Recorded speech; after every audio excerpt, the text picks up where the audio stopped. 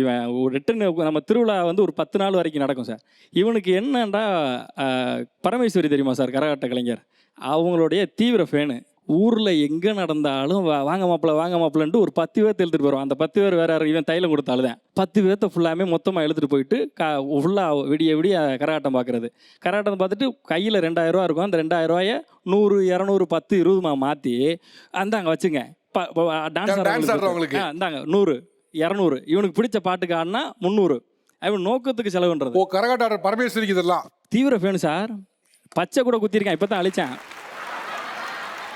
நீங்க உங்களுக்கு தெரிஞ்ச தோராயமா எவ்வளவு கொடுத்துருப்பாப்ல சார்? ஒரு கரகாட்டத்துக்கு 2000 ரூபா.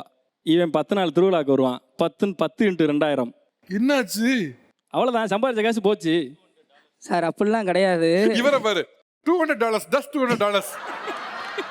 வீட்டில் அவங்க அம்மா சோறுவங்க காசு கேட்டா, நானே இப்போ தாம்மா வந்தேன், காசு இல்லைம்மா அதுலமான்ட்டு அங்கே விட்டு பஞ்சப்பாடு படுறது.